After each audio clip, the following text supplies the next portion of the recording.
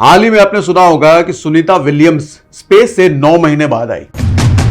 ऐसे में मेरे मन में कई सवाल आए, जैसे 9 महीने तक सुनीता वहां कैसे रहती होगी, लोग स्पेस में पूरे दिन रहते कैसे हैं, करते क्या है, क्योंकि वहां तो ग्रेविटी जैसी कुछ चीज होती नहीं है, सब कुछ हवा में तैरता है। और जब ग्रेविटी नहीं होती है तो लोग वहां नहाते कैसे हैं, क्योंकि सिर पे आप ऐसे करके पानी डालोगे तो पानी तो हवा में रह जाएगा, नीचे तो आएगा नहीं। तो लोग अंतरिक्ष में डेली फ्रेश कैसे होते हैं? मैंने तो सुना है वहां पर लोग अपना ही सुसु पी लेते हैं, उसी को रिसाइकल करके। तो क्या सुनीता को भी यही सब काम करना पड़ता रहता होगा 9 महीने तक? ये सब कुछ आज बड़ा डिटेल में डिस्कस करते हैं। देखो भैया, हाल ही में भारतीय मूल की अमेरिकन एस्ट्रोनॉट सुनीता विलियम्स और उनके साथी बैरी बुच विल्मोर को करीब 9.5 महीने के इंतजार के बाद इंटरनेशनल स्पेस स्टेशन, यानी कि जिसको ISS भी कहते हैं, वहां से वापस धरती पे लाया गया है। बोइंग कंपनी के स्टार लाइनर CST-100 से उन्होंने धरती से अंतरिक्ष का सफर पूरा किया था। लेकिन वापस ये लोग आए हैं एलॉन मस्क की कंपनी स्पेसएक्स के ड्रैगन फ्रीडम में बैठकर। गए थे ये लोग सिर्फ 8 दिन के लिए, लेकिन वापस आए हैं 9 महीने बाद। ऐसे में ये भी बड़ा इंटरेस्टिंग है कि सिर्फ 8 दिन के लिए कुछ लोग जो गए हैं, अगर 8 दिन का सफर 9 महीने में कन्वर्ट हो जाए तो इंसान की मानसिकता कैसी होगी इस चीज को सहने, इस चीज को टॉलरेट करने के लिए। खैर देखो, अभी आगे बताता हूं। 5 जून 2024 को सुनीता विलियम्स और बुच विल्मोर, इन दोनों ने इंटरनेशनल स्पेस स्टेशन यानी कि ISS के लिए उड़ान भरी थी, और इसके लिए बोइंग का स्टार लाइनर इस्तेमाल किया था। बोइंग क्या है? बोइंग कंपनी है, स्टार लाइनर उनका आप फ्लाइट टाइप समझ लो। सुनीता का यह मिशन था सिर्फ 1 हफ्ते का, मतलब 12 से 13 जून 2024 को उनको दोबारा वापस धरती पर लौटना था। लेकिन ISS पर पहुंचने के बाद ये जानकारी मिली कि स्टार लाइनर में कुछ टेक्निकल प्रॉब्लम आ गई है। ऐसे में नासा ने कोई भी रिस्क ना लेते हुए बोइंग के स्टार लाइनर से एस्ट्रोनॉट को वापस लाने से मना कर दिया। असल में स्पेसएक्स और बोइंग दुनिया की पहली प्राइवेट कंपनियां हैं जो स्पेस में लोग भेजने की कैपेबिलिटी रखती है। स्टार लाइनर के जरिए बोइंग 7 एस्ट्रोनॉट तक को स्पेस में भेज सकता है, और सुनीता वाली जो ट्रिप थी इनकी फाइनल टेस्ट फ्लाइट थी। 5 जून को इसने टेक ऑफ किया था, लेकिन ISS पर डॉकिंग से पहले, डॉकिंग का मतलब जो एग्जिस्टिंग उनका, आप उसको फ्लाइट टाइप समझ लो, उससे वो अटैच हो जाता है ताकि लोग अंदर ही एक दूसरी जगह कम्युनिकेट कर पाए, तो उसको डॉकिंग कहते हैं। अब ये डॉकिंग से पहले इसमें कुछ प्रॉब्लम डिटेक्ट हो गई, और इस परेशानी के चलते इस कैप्सूल को सही से स्टेयर करना, मतलब गाड़ी का जो स्टेयरिंग होता है, घुमाना फिराना बड़ा मुश्किल हो गया था, और नासा कोई भी रिस्क नहीं लेना चाहता था। इसलिए भेजे हुए एस्ट्रोनॉट को वापस लाने के लिए अब कोई दूसरा इंतजाम करने के अलावा इनके पास कोई ऑप्शन बचा नहीं था। लेकिन ये कोई नॉर्मल फ्लाइट तो थी नहीं, जो कि एक छूटी तो भैया दूसरी आ जाएगी। धरती से ISS पर जाने की तैयारी में ही बहुत ज्यादा समय लग जाता है। तो अभी ये वो समय था जब नासा को एक ही नाम सूझ रहा था, पूरी दुनिया का हीरो। कौन है? Elon Musk. फाइनली 9 महीने के इंतजार के बाद एलॉन मस्क की कंपनी स्पेसएक्स के ड्रैगन कैप्सूल ने 18 मार्च को सक्सेसफुल स्प्लैश डाउन किया। स्प्लैश डाउन का मतलब, जब धरती पे उतरता है तो लैंडिंग कहते हैं, टच डाउन कहते हैं, जब पानी में उतारा जाता है तो उसको स्प्लैश डाउन कहते हैं। इनके इस कैप्सूल को पानी में, समुद्र में उतारा गया था, और सुनीता विलियम्स के साथ 3 और एस्ट्रोनॉट को धरती पे वापस लाया गया। अब लेकिन सवाल यह है कि इंटरनेशनल स्पेस स्टेशन है क्या, और क्या एस्ट्रोनॉट्स का वहां आना जाना क्यों लगा रहता है, क्या करते हैं ये लोग जा करके, और इसके साथ ही ये लोग ISS में रहते कैसे हैं, क्या वहां बड़े बड़े बेडरूम होते हैं? ये सब चीजें, सारा डेटा, सारे सवालों का जवाब भी देता हूं। तो वो हमारी जो गैलेक्सी है ना, जिसको हम मिल्की वे या आकाश गंगा कहते हैं, उसमें 200 बिलियन प्लैनेट है। हाँ जी, 200 बिलियन प्लैनेट्स, और अंतरिक्ष में आकाश गंगा जैसी 2 लाख करोड़ गैलेक्सी है, जिसमें अरबों खरबों प्लैनेट। बेसिकली यूनिवर्स बहुत ज्यादा ही बड़ा है, जितना शायद हम सोच नहीं सकते उससे कहीं ज्यादा बड़ा है। और इन सब के बीच हमारा ये जो गोला है, ये पृथ्वी, एक डॉट के बराबर है, और इस डॉट के बराबर पृथ्वी में सोचो हमारी औकात क्या होगी। ठीक है, चलो आगे बताता हूं। अब इस विशालकाय यूनिवर्स में कई सारे राज छुपे हैं।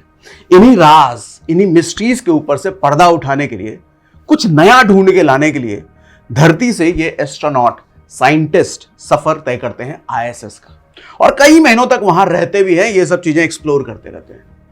और अब सवाल ये है कि ये जो आउटर स्पेस में बना इंटरनेशनल स्पेस स्टेशन है, ये काम कैसे करता है, और इसमें रहने वाले लोगों का जीवन होता कैसा है, ये जानना बड़ा इंटरेस्टिंग है। आगे समझाता हूं। देखो, आईएसएस करीब 90 मिनट में पृथ्वी का एक चक्कर पूरा कर लेता है और 24 घंटे में 16 बार ये धरती का राउंड लगाता है। अब सोचो ये कितना फास्ट होता होगा। मगर ये फास्ट इसलिए भी होता है क्योंकि स्पेस में ग्रेविटी समझते हो ना, जो धरती का जो बल होता है, धरती का ग्रेविटेशनल फोर्स, जिससे कोई भी चीज धरती की तरफ आती है, ये स्पेस में धरती के मुकाबले बहुत ज्यादा कम होता है। और इस कंडीशन में काम करना एस्ट्रोनॉट के लिए काफी चैलेंजिंग होता है। खाने पीने से लेकर नहाने धोने और फ्रेश होने के लिए यहां अलग ही तरीके इस्तेमाल होते हैं, क्योंकि यहां ग्रेविटी नहीं है। हर चीज यहां पर हवा में फ्लोट होती है, हवा में तैर रही होती है।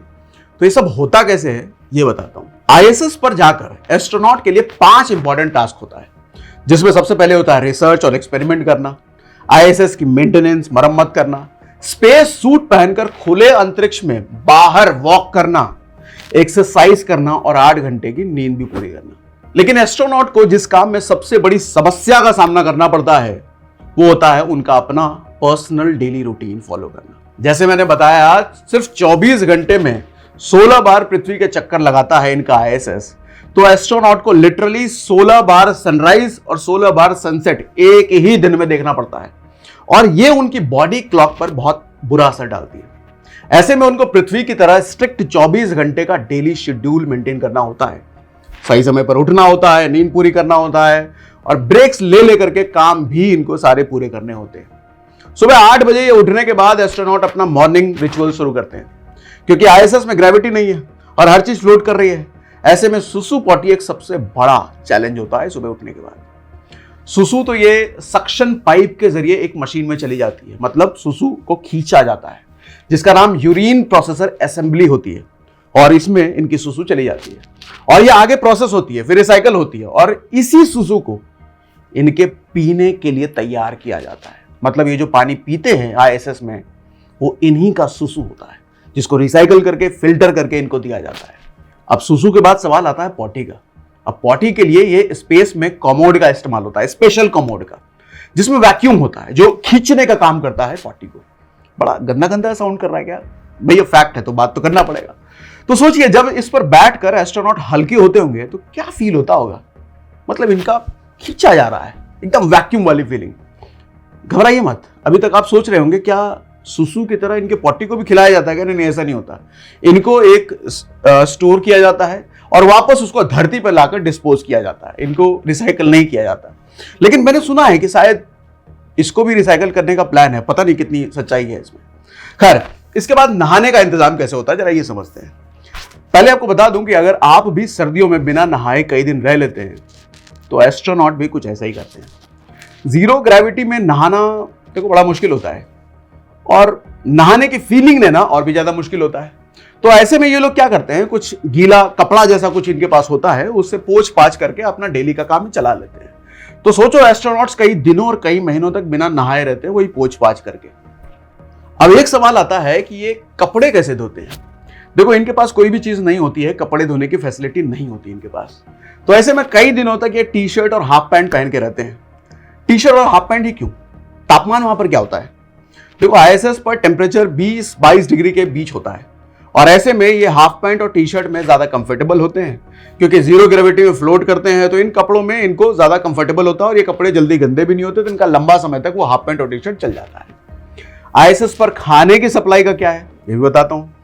देखो, आईएसएस पर खाने की सप्लाई हर नए मिशन के साथ रीस्टॉक होती है, मतलब धरती से हर बार इनको भेजा जाता है वहां पर, और एक बार में यहां 6 महीने का राशन पानी इनको पहुंचा दिया जाता है।